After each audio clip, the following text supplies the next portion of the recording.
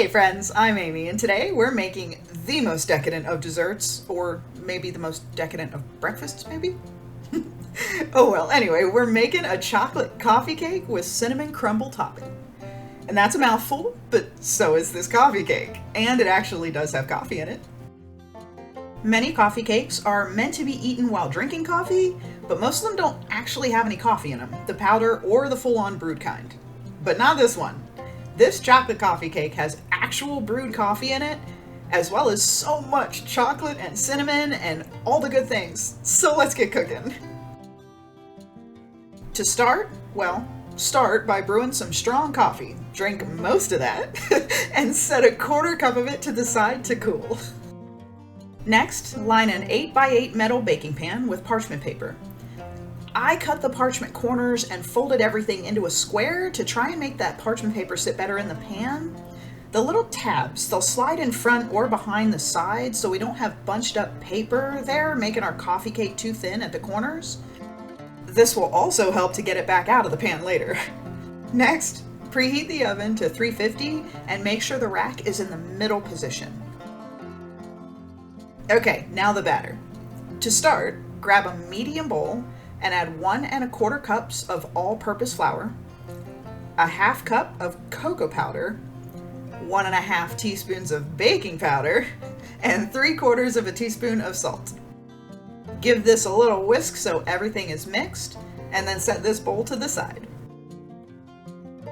In a large bowl, add 3/4 of a cup of softened butter, which is 1 1/2 sticks of butter. Add a 1/4 cup of neutral oil like avocado, canola, or vegetable oil, and 3/4 of a cup of regular granulated sugar. Using hand mixer, beat these together until they're fully combined and they become light and fluffy. I started on a lower speed so my sugar didn't explode everywhere, and then turned the mixer up to maybe like a medium setting just to whip everything together. Now add 2 large room temperature eggs, but go one at a time and beat each egg into the batter separately. Last, add a tablespoon of vanilla extract and beat that one in as well. The batter should look sort of like frosting at this point.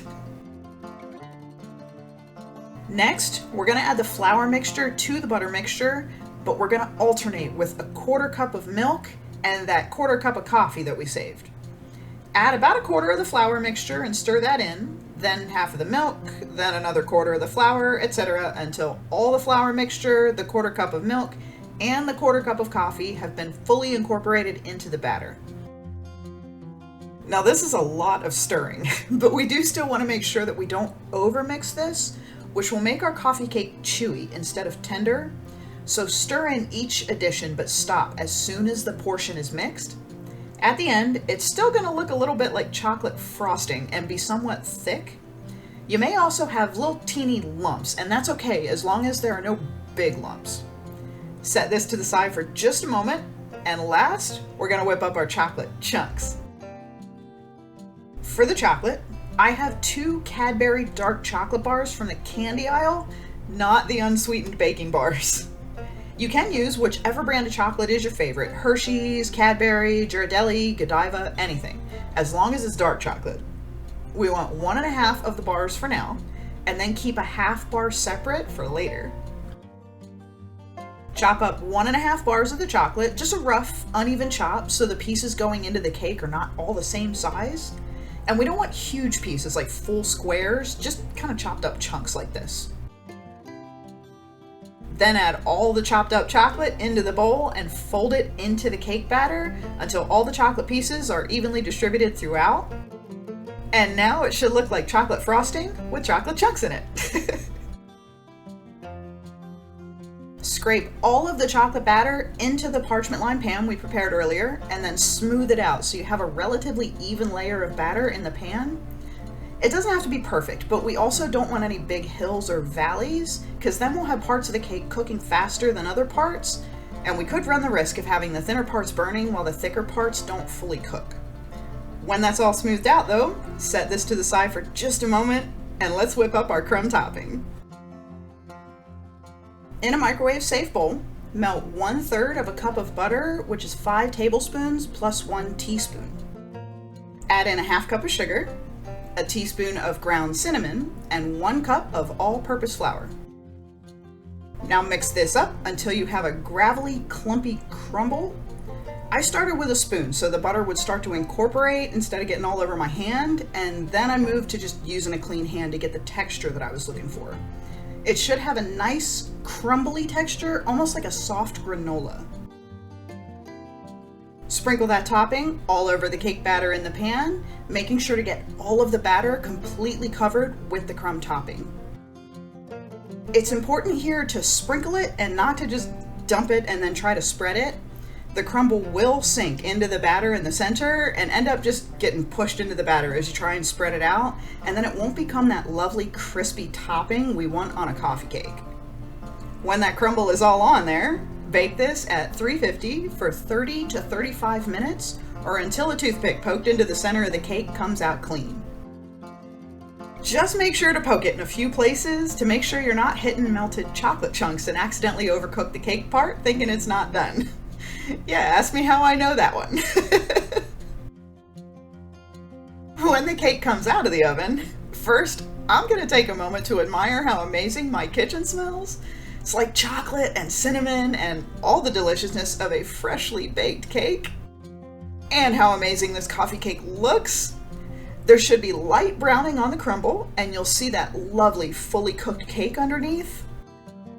Okay, set this to the side to cool completely, or to cool as much as you can stand to let it before eating it, because you can eat coffee cakes warm or cold.